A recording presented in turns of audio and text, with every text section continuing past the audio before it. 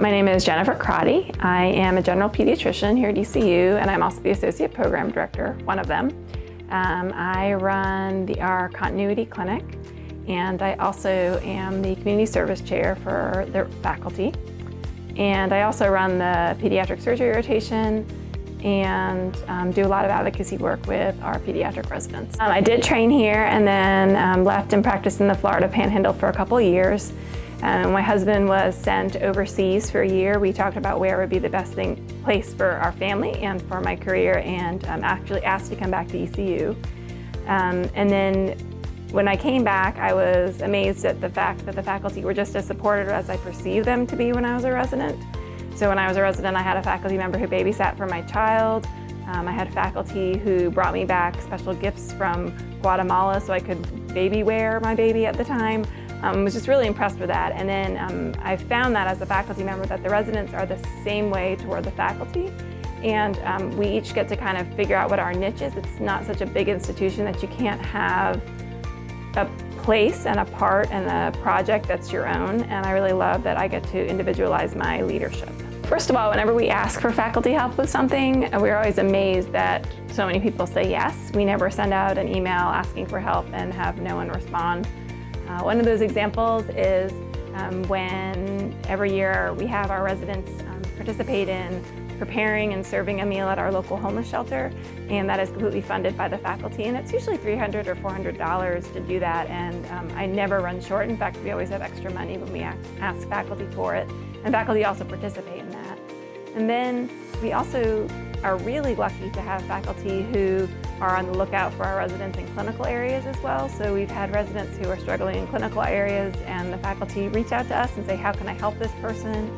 And then we also have faculty, when we've had residents have had deaths in the families or have had personal issues, the faculty have raised money or raised meals or done things to really help out residents. And not everyone always hears about that, but at a program level we always do. When I was a newer faculty member, I actually hung out with the residents a lot more. I was younger and my kids were younger, and it was part of my social circle. Now I find myself in much more of a mentoring role, which I love because my girls are getting to grow up around young, energetic pediatricians who are some of the only adults who really know how to talk to kids, and so that's great. I also clinically work in our continuity clinic and in our night clinic, and one of the things I love is teaching residents how to be engaged in the community, because you can't really be a great pediatrician if you don't know what's going on in your community and you don't know your resources.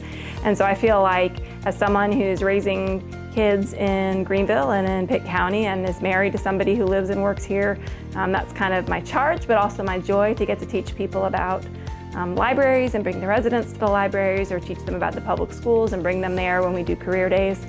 So those are just a few of the ways I work with the residents. There are a lot of different levels to advocacy. There's legislative advocacy, and that's through being a member of the North Carolina Peds Society, which is our AAP chapter, and it's a very active chapter. And all of our residents are welcome to join. It's free to them. The program pays membership for the AAP and for that branch. And then we also encourage the residents to present their work at those meetings. And then I try to share around with our AAP rep, who's one of the residents, things that are going on statewide and nationally. And then locally, community advocacy is really what my passion is. So I have kids who live in this community. I live in this community. I want to make it better. And I can see the discrepancies between kids like my kids and kids that maybe come from other households that don't have the privilege that we do. And so I'm involved in the public schools. I teach a kindergarten 101 with various different teachers and school nurses every year, and I bring a resident with me to that and let the resident participate and teach about what you need to have your kid do, but like paperwork-wise, before kindergarten starts. And then before COVID, I ran a monthly parent education group at one of our local libraries, and I had one resident and one medical student that actually ran that with me. And so the three of us, plus another faculty member and a social worker, would go every month and teach about things that matter to make things school ready. And then lastly, I'm a Girl Scout leader, so I have 2 school-age children, and I love the Girl Scout program because it empowers girls to learn about leadership roles, and so I try to bring the residents into that as well. I've had medical students come with me to Girl Scout meetings, and then I have my Girl Scouts do projects around the hospital and around our clinic as well, mostly around literacy. You've done such a great great job highlighting some of the strengths and some of the things that really make our program shine. And I was wondering if you could just speak a little bit more to things that you see that are particular strengths of this program and make it stand out.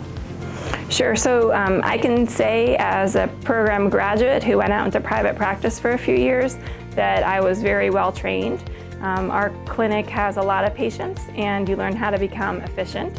And so when you go out into a private practice, I had no problem seeing the same number of patients as all of my partners within just a week or two, which was, I think, pretty unique for a new grad. And then I also think that our program tries its hardest to make everybody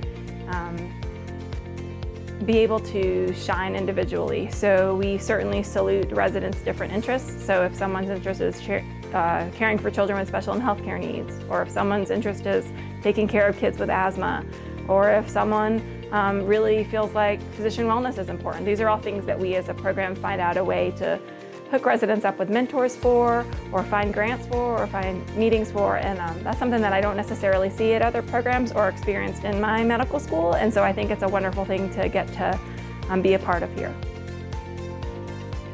Is there anything else that you think that our applicants need to know about Greenville program or about the interview season? Sure. So first of all, the interview season is for you. It's for you to learn about different places, and it's a whole lot harder than previous years because you can't come here. Usually when people come to ECU, they walk away going, wow, those people are so nice, and we really are that nice. Obviously, we're pediatricians, so you've picked the best specialty that there is. But I think being in Greenville, it's a really livable city, so I can have my kids in virtual school and drive across town and come to meetings and then go home and see them. And I think that that's a nice thing here. There's not much traffic. It's a nice place to live outdoors. And there's a lot going on. But then you can still be home and quiet and safely in bed early enough to be up early in the morning to go to work. And it's a great city to live in with a family.